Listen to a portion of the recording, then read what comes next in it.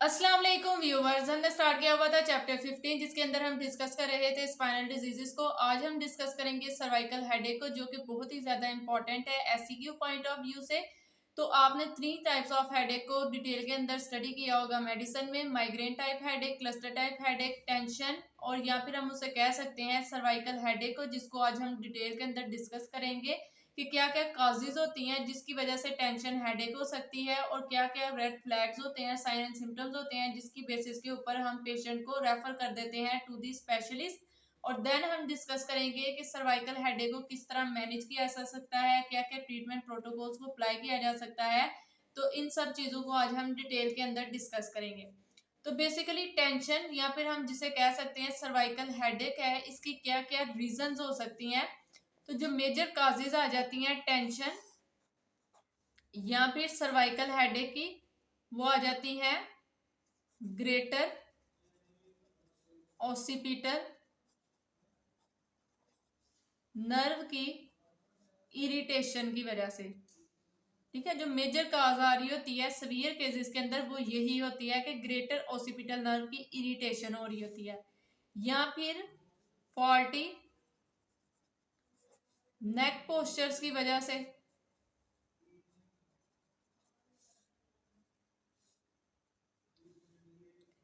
ठीक है, या फिर फॉल्टी नेक पोस्चर्स की वजह से, या फिर क्रेनियल नर्व्स की इरिटेशन की वजह से।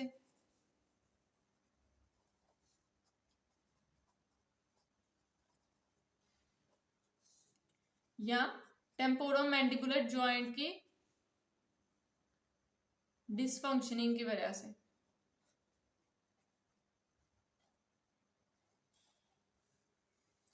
ठीक है, तो ये बेसिकली काजेज होती हैं जिसकी वजह से सर्वाइकल हेडेक हो रही होती है। ठीक है,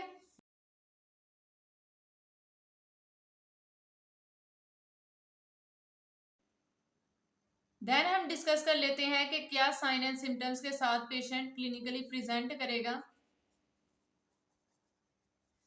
ठीक है, पेशेंट की जो मोस्टली कंप्लेन होगी वो यही होगी कि यूनिलेटरल, ठीक है, या फिर उसको बायलेटरल हेडेक होगी। और वो बताएगा अपनी हिस्ट्री के दौरान कि उसे वन साइड में ज्यादा शदीद दर्द रहती है। ठीक है, तो वन साइड उसकी प्रीडोमिनेंट होगी। ठीक है, और जो सर्वाइकल और जो टेंशन टाइप हेडेक होती है ये मोस्ट कॉमनली फीमेल्स के अंदर होती है। ठीक है, पेशेंट बताएगा कि उसे पेन नेक में रहती है। ठीक है, या फिर वो पिन पॉइंट करके बताएगा कि सब ओसिपिटल रीजन में होती है। ठीक है, नेक में होती है, सब ओसिपिटल रीजन में होती है, और ये स्प्रेड करती है फ्रॉम नेक टू हेड की तरफ। ठीक है, यानी कि पेशेंट बताएगा कि उसे गर्दन में शदीद दर्द है और उसकी जो पेन है ना वो माइग्रेट करती है टुवर्ड्स दी हेड।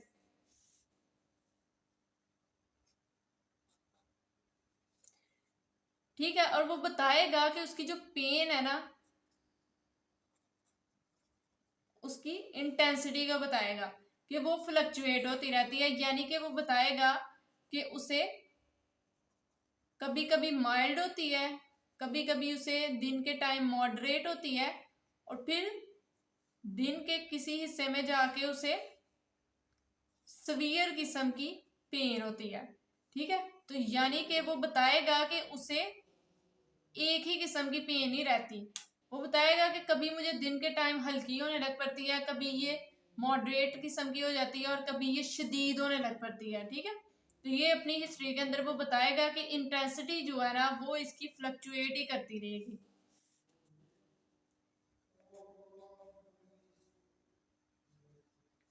ठीक है, साथ ही साथ वो बताएगा कि इसकी जो पेन है ना वो ज्यादा होती है जब वो कोई भी मूवमेंट करता है। ठीक है, या फिर एक ही पोस्चर के अंदर सस्टेन नेक पोस्चर्स, तो उसकी पेन जो है ना वो इंक्रीज हो जाती है। यानी कि अगर वो गर्दन को झुक के काम करता है तो उसकी पेन बहुत ज्यादा होती है, और अगर वो अपनी गर्दन को मूव करता है तो उसकी वजह से भी उसकी पेन बहुत ज्यादा इंक्रीज हो जाती है। ठीक है, तो ये सब कुछ वो अपनी बता रहा होगा हिस्ट्री के अंदर। ठीक है, देन पेशेंट बताएगा कि उसकी जो पेन है ना वो फेस में भी होती है और टेम्पोरोमैंडिबुलर जॉइंट रीजन में भी उसको पेन होती है।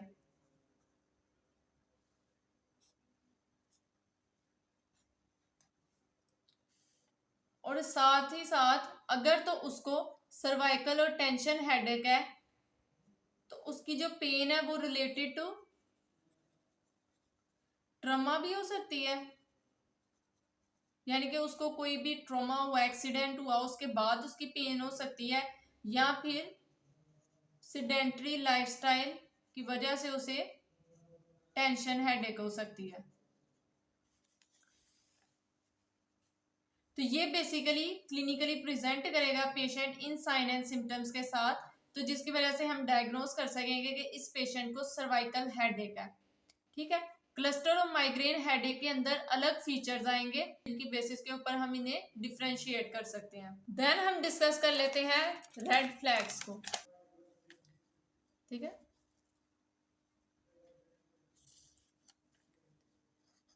रेड फ्लैग्स यानी कि मोस्ट कॉम्प्लिकेटेड जब सिचुएशन होगी डिजीज की तो उनको हम कहते हैं रेड फ्लैग्स। यानी कि उस डिजीज के दौरान जो साइन एंड सिम्टम्स आएंगे उनको हम कहते हैं रेड फ्लैग्स। ठीक है, तो वो क्या होंगे कि पेशेंट बताएगा कि उसे वर्स्ट हेडेक है, यानी कि बहुत ही ज्यादा शदीद दर्द है और थ्रू आउट द डे उसको ये हेडेक रहती है। ठीक है, साथ ही वो बताएगा कि शार्प इन इंटेंसिटी है।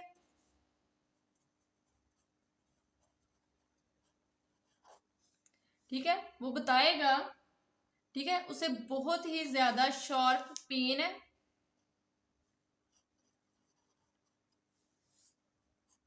And spikes in intensity. ठीक है, साथ ही साथ पेशेंट बताएगा कि उसे throughout the day pain रहती है, थ्रू आउट डे उसको पेन रहती है, और चेंज हो चुका होगा इस पेन की वजह से उसकी पर्सनैलिटी और बिहेवियर। तो ये बेसिकली साइन एंड सिम्टम्स होंगे रेड फ्लैग्स के, यानी कि डिजीज जो है वो बहुत ही ज्यादा सीवियर प्रोग्रेस कर चुकी है, तो इनकी वजह से हमें पता चल जाएगा डिजीज सिवियरिटी का। देन हम डिस्कस कर लेते हैं कि किन बेसिस के ऊपर हमने डिसीजन लेना होता है कि पेशेंट को रेफर करना है टू दी स्पेशलिस्ट। तो उनको हम डिस्कस कर लेते हैं कि अगर तो पेशेंट को टेंशन हेडेक है या फिर कह सकते हैं कि सर्वाइकल हेडेक है और साथ ही साथ पेशेंट की पॉजिटिव कार्डिक हिस्ट्री है। ठीक है, क्या है, पेशेंट की पॉजिटिव कार्डिक हिस्ट्री है, तो इस पेशेंट को हम रेफर करेंगे टू दी कार्डियोलॉजिस्ट। ठीक है, अगर पेशेंट को सीवियर पेन है, ठीक है, और मोर देन जॉइंट्स इन्वॉल्व है, तो देन हम पेशेंट को रेफर कर देंगे टू दी रियूमाटोलॉजिस्ट।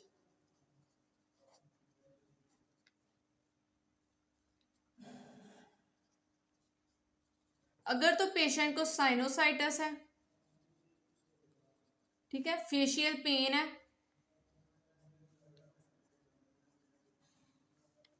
या फिर पेशेंट को नेजल कंजेशन है, तो देन हम पेशेंट को रेफर कर देंगे टू दी ईएनटी। ठीक है, अगर पेशेंट को सर्वाइकल हेडेक है, साथ साथ उसको सिम्टम्स आ रहे हैं वीएन डिस्टर्बेंस के, ठीक है, ब्लडनेस हो रही है उसकी वीएन के अंदर, ब्लड हो रही है उसकी वीएन, ठीक है, तो उसको हम रेफर कर देंगे टू दी ऑप्थेल्मोलॉजिस्ट।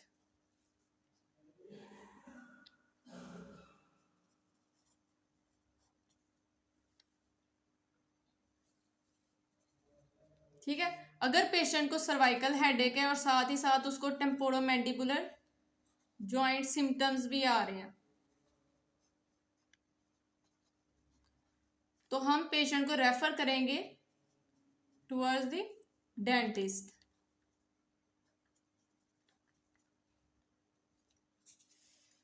ठीक है, देन हम डिस्कस कर लेते हैं कि अगर तो पेशेंट को सर्वाइकल हेडेक है तो उसको हम किस तरह मैनेज कर सकते हैं।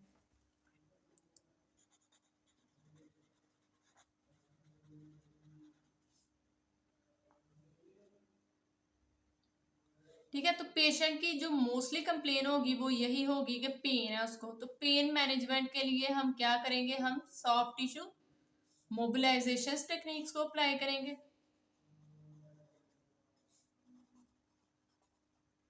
क्योंकि मसल टेंशन की वजह से भी पेशेंट को सर्वाइकल हेडेक होती है। ठीक है, तो सॉफ्ट टिश्यू मोबिलाइजेशंस करेंगे ताकि उन टेंशन को कम किया जा सके मसल्स की, और सॉफ्ट टिश्यू मोबिलाइजेशंस की वजह से पेशेंट की पेन को रिलीव किया जा सके। तो सॉफ्ट टिश्यू मोबिलाइजेशन टेक्निक्स को अप्लाई करेंगे, मायोफेशियल रिलीज को भी यूज करेंगे।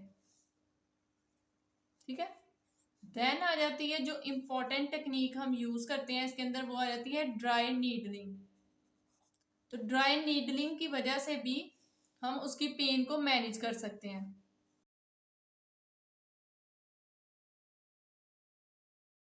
देन आ जाती है अनदर इंटरवेंशन। इसके अंदर हमने क्या करना होता है कि हमने मसल मोबिलिटी को इंक्रीज करने के लिए और उसकी परफॉर्मेंस को इंक्रीज करने के लिए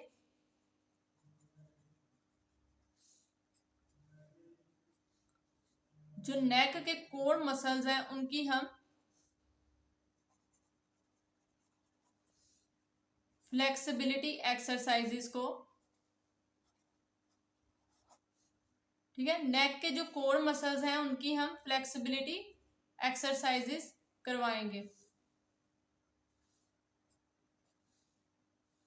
ठीक है, देन हम सर्वाइकल स्टेबलाइजेशन एक्सरसाइजेस करवाएंगे ताकि सर्वाइकल स्पाइन की स्टेबिलिटी को इंप्रूव किया जा सके। ठीक है, स्टेबलाइजेशन एक्सरसाइजेस के अंदर आ जाती हैं tonic holding of cervical muscles.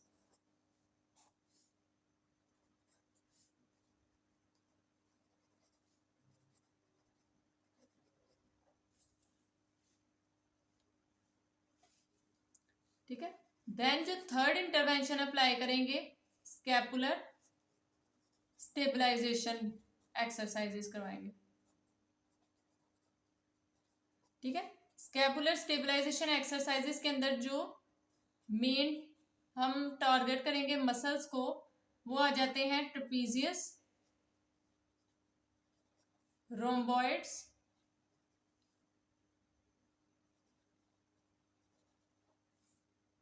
And serratus anterior.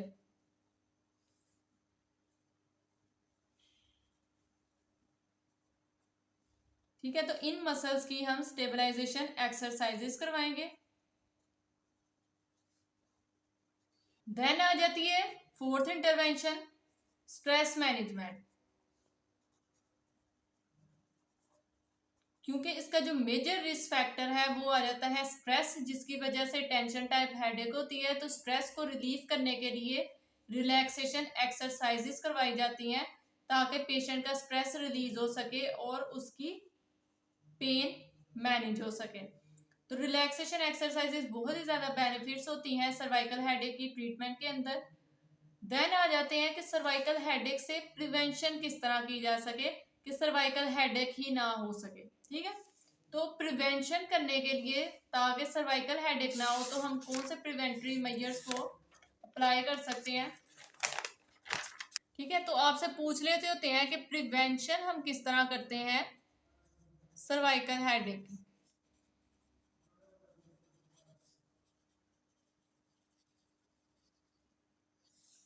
ठीक है, सबसे पहले तो हम उसके चेंज कर देंगे होम के एनवायरनमेंट को, वर्क के एनवायरनमेंट को, कि अगर उसका ऑक्यूपेशन ही इस तरह का है कि उसको प्रोलॉन्ग नेक पोस्चर्स को अटेन करना पड़ रहा है तो उसको हम मॉडिफाई कर देंगे उसके एनवायरनमेंट को।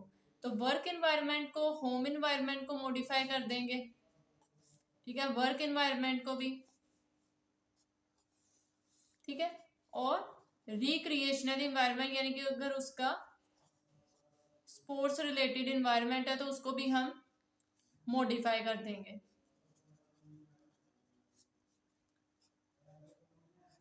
देन हम करेक्शन करेंगे पेशेंट के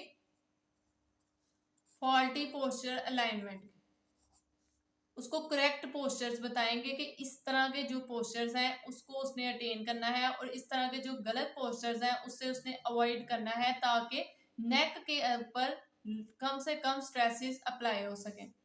तो करेक्शन करना है हमने फॉल्टी पोस्चर अलाइनमेंट्स की। ठीक है, तो करेक्शन करनी है फॉल्टी पोस्चर अलाइनमेंट्स की।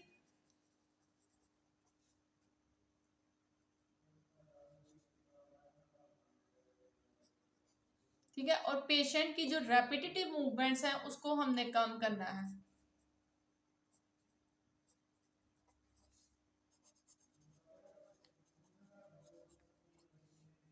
ठीक है, रेपिटेटिव नेक की मूवमेंट्स को। तो ये प्रिवेंटरी मेजर्स हैं जिनको हम यूज करके प्रिवेंट कर सकते हैं सर्वाइकल हेडेक होने से। अगर आपको इनके अंदर कोई भी मसला हो तो आप कमेंट सेक्शन में पूछ सकते हैं। अल्लाह हाफिज।